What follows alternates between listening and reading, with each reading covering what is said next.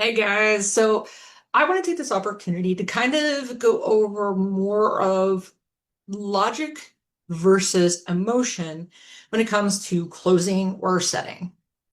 Now, there is a particular offer that I actually was on that did involve a lot more of the logistical side versus the emotional selling that we have done before. Now, emotional selling works on a lot of different offers, especially in the B2C market, but there are some of them that are B2C but have B2B aspects in which the logic component is very important. So, I want to talk a little bit about the differences and how exactly you can pick out when to do logic, when to do emotional. Okay. So the first thing is that when it comes to these calls, you do want to make sure that you are still personal. You're mimicking their energy and you're just kind of first getting a little bit of a feel of what they're kind of looking for. Okay. This can kind of look just like a regular conversation you with a friend, right? Hey, my name is Christy. I'm with ABC Company. I see that you actually went ahead and invested in our lower do-it-yourself kind of idea here. I was kind of wondering, like, what really got you into looking into that, right? Just the pure curiosity of why? Why are you doing this? Um, Now you're going to probably get you're going to get a lot of different answers for this. So clearly, we could have the I was bored. We could have oh, I've had one where they were just like, I'm just looking, which was kind of interesting because I'm like, if you spent money, why are you just looking? I don't understand. Um, some of them were just like just to experiment. That was an interesting one before.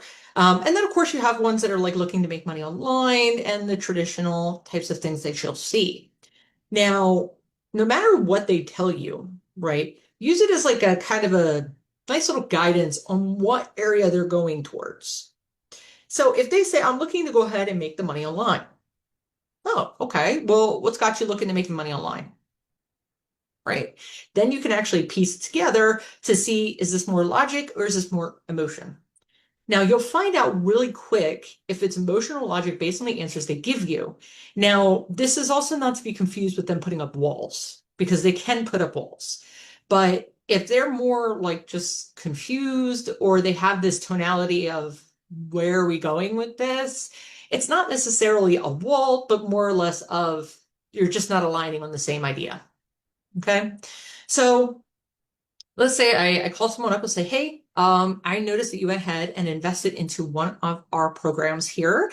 And I was just hoping to see, where you're at in the program and see if there's anything that we can help you with and kind of really, what you were looking to get out of the program. And this can happen with any type of low ticket offer, whether it's just, a portfolio review, whether it is just like a small DIY kind of course, it could be a book. You can use the same idea. Like, what were you trying to get by getting this? Right? Doesn't have to be an actual purchase, it could be an opt-in, doesn't matter. And they'll tell you. Right. And they'll go, well, I was kind of looking in different ways to make money online. I've seen it come up a few times. And yeah, so I went ahead and just dove right in. It's like, okay, cool. Right. So the thing that we got is that obviously they want to make money online, but that's pretty much it. And that they came across it almost by accident. They didn't do it on purpose. So that already tells me there might be a little bit of an emotional disconnect because there was no real thought process, really. It just popped up. Thank you, advertising. But so it's like, okay, well, you wanted to, make side income. Like, what is it that you currently do? And then they'll tell you, right? It's like, okay, well, you've been doing customer service and you said, how long? 6 years. Oh, okay. So I'm curious, if you're doing it for 6 years, why are you interested in a side income? And keep your questions short, sweet, to the point, and keep them open-ended. The minute you start giving an A or a B is the minute you actually lose information. Don't do that. So next they're going to tell you, hey, I mean, I probably wanted more of that side income. Here's the ones I use in role plays a little bit, is I've been using this to just kind of build up my savings, maybe do some future investments. Yeah, it's a couple years down the road, but mostly just to alleviate some of the financial stress or burden. So when they give you more than one reason, you do have to figure out which one is their priority. Because even though they're thinking about all of them, you have to see which one is the most important and start there. Now, a lot of times people will automatically tag on to the last thing they heard, which is actually also why I do this in role plays, because the last thing I said was, and maybe a house sometime years down the road. So that should indicate it's not a necessity. It's not even something of really of a discussion. It's a nice to have, but I'm not really looking for it. Right. So then we're down to two, where it comes to the savings, and then we're down to the investments. Well, we got a little bit of a more emotional connection when it came to the um, financial part when it comes to saving. And that's because it was to relieve less stress. So it's like, okay. So out of all three, it kind of looks like relieving the stress of the financial burden is first, trading could be second, and the house is kind of, you can kind of forget about it. It's not really important. Um, I mean, if it comes up later or something changes, obviously you need to pivot. So you would dig into that then. It's like, oh, well, what do you mean like your financial stress? Like what's going on? Right? Most of the time, you're going to get a very similar answer as just, well, I'm able to pay my bills, but not much left over. I want to have a bigger savings account, things of that nature. It's like, oh, okay. Well, I'm curious, like, are you not able to do that right now? And that's kind of why you're looking to have that side income. This is where you can also start to go a little bit more into the budget as well. And it's like, okay, well, on average, how much do you typically save per month? Right. And then they can tell you, oh, it's been maybe a couple hundred every month. Okay. How long have you been doing that for? And they'll tell you. Now, the cool thing is that we're basically asking them how much do you have saved without asking how much they have saved. Because then when you go in harder on the financials, it actually becomes smoother because now you pretty much have an assumption on what's going on. But remember, don't assume and take that as face value. Okay. You always want to make sure to verify that information. So the next thing, of course, is that, they're like, well, I can only save so much, and it's helpful if I have additional income. It's like, okay, so what kind of additional income are you looking for? Okay.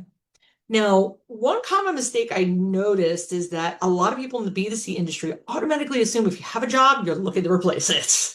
Okay. It's not always correct. Sometimes they just want a side income. Maybe they're happy with what they're at. Maybe they just don't even see the potential or anything like that. So you can't really assume. Now you can ask, you know, is this something that you wanted to say as a side gig type of thing? If they say no, or, I'm hoping to replace it, like they actually say it outright, you can go down that path. If they say, I'm not sure, I haven't really thought about it, it's probably because of the fact that they're more focused on just building additional right now, that they haven't really thought about replacing it for some reason. It could be because they don't see the potential. It could be because they don't know how far they want to get. They don't even know maybe if they want to even replace their job, right? Which there's nothing wrong with that, but it just helps you to then understand. So then it's like, okay, so you want to build the additional income. How much do you want to build in addition? And then they'll tell you. Like, okay. So as of right now, with what you're currently doing, what does this outcome look like right now? Okay. So let's say they got a program and they started going through it, but they didn't get all the way through it. You can still test this theory. Okay.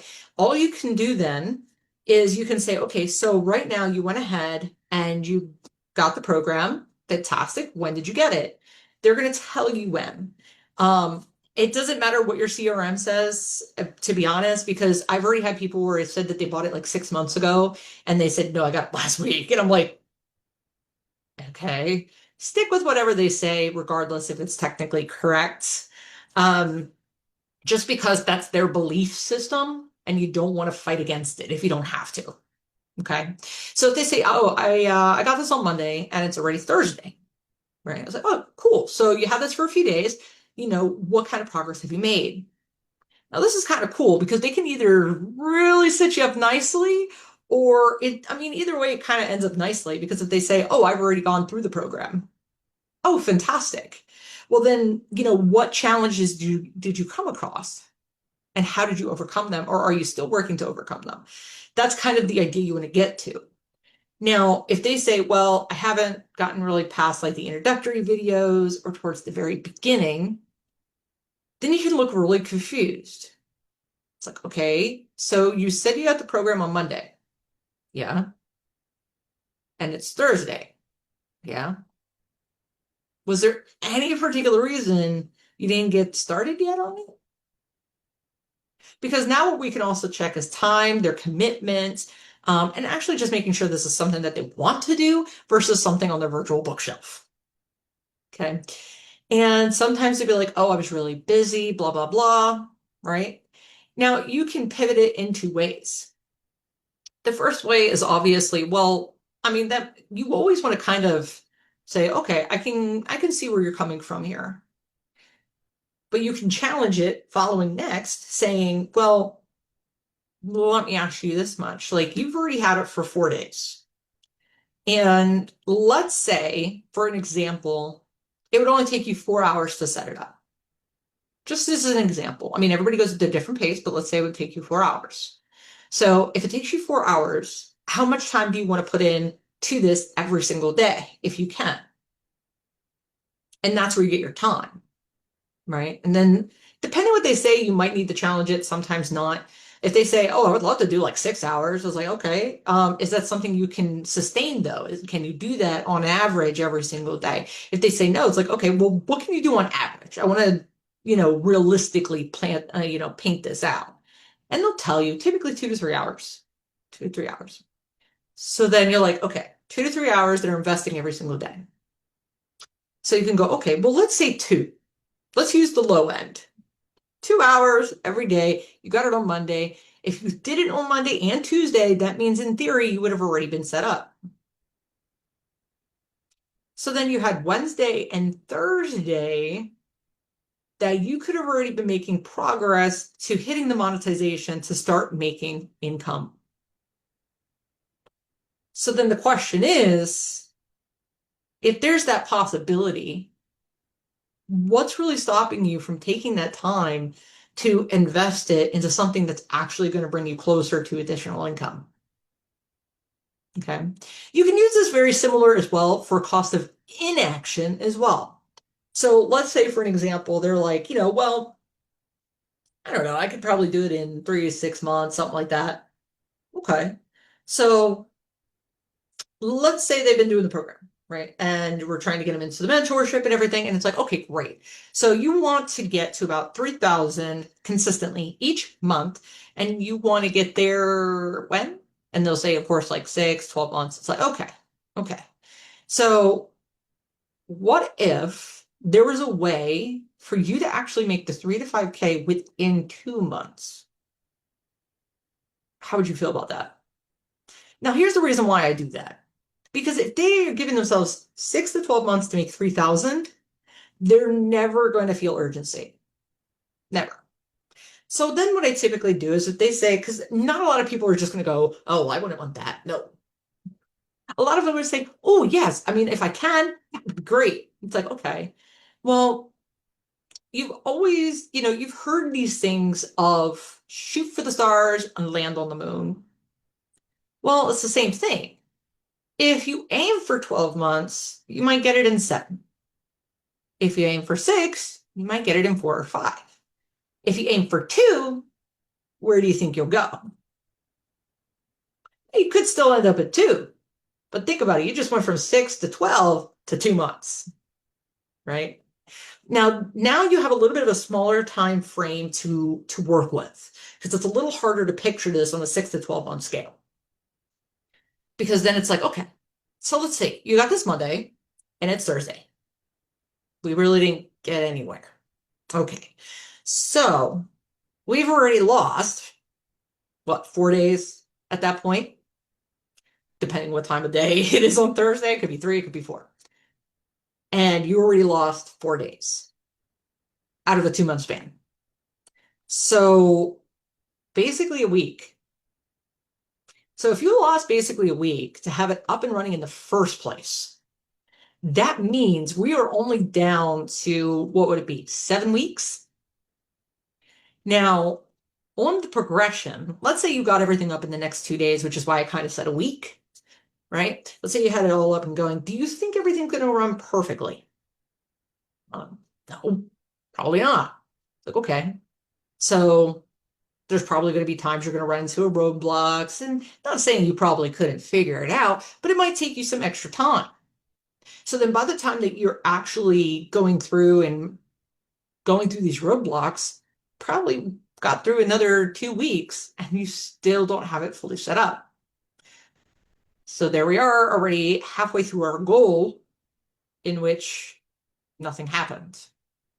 So now on top of that, you have to figure out the marketing and you have to put that up onto the social media in order to start even getting the attention, not even counting the warm-up period. So we're looking at a good month of practically no progression because of a delayed start. Now, yeah, you could be very ambitious, get it all done in one day too, but you're still going to run into roadblocks.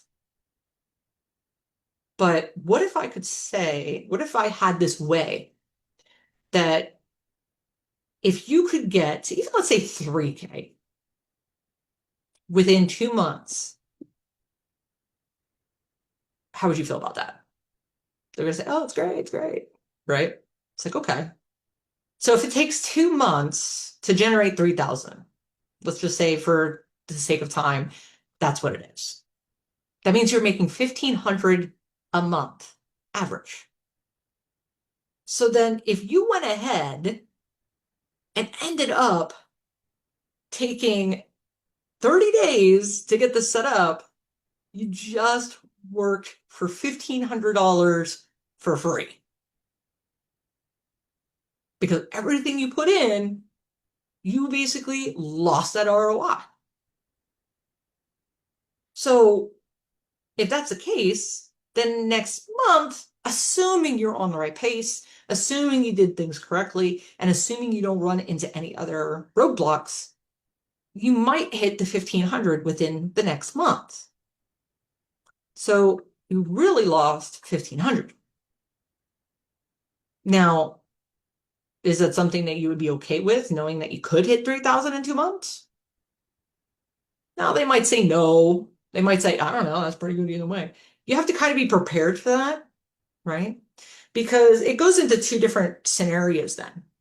Okay. But for right now, we're going to assume that they were like, oh, that would kind of suck. If I could get there in 2 months and because of this, it sucks. That's cause of inaction. Okay. Because when you have that, you can see that later into the call as well. It's like, well, when are you looking to get started? And they say, well, if everything works out, I don't know, the money, blah, blah, blah. It's like, okay, that's fair. But you remember how when we talked about it earlier, that if we could get you there in 2 months, right now you're 4 days behind. Now, if you did this by yourself and continued down this path, what do you think is going to happen? Right? It all then falls to place because then it's like, we talked about this. You agreed that, oh yeah, I'd be wasting 1,500. So then the question is, would you rather invest to make sure you can get that in 2 months? Or would you rather work solo, hoping to get it in 2 months, which you might end up with half the ROI, but you spent a lot more time on it? Right. Now, you can then rope this back into emotion to solidify it, right? Because then it's like, well, let's even just say 1,500 would be amazing for you as additional income. You're basically waiting at least 30 days, 60 days to get the 1,500 in full, to come into your account. Now, do you think that you would want to live with kind of how your situation is for another 60 days if you didn't have to? Why not? Right? Now, this doesn't work for people that are completely emotionally detached, where it's kind of like hobby and they're not sure and I don't know. So you do have to make sure that they at least know this is the right vehicle to get them to where they want to go in one portion or another. Okay. That's going to be the most important thing when it comes to the logic part of it. The emotion is to solidify it, to make it a more realistic experience with it. Don't go too logical, where then it's just like an interview of a yes or no type of thing. A lot of people will feel interrogated, and they'll also already kind of know why you're asking these questions. But at the same time, you don't want to be too emotional because they're not emotionally attached. So it's not going to make a lot of sense. They want to go ahead and be more of that. I need my money for this and I need this to make sense for me. Okay. Hopefully that helps. If you have additional questions, please put them into the comments below and I will be happy to help.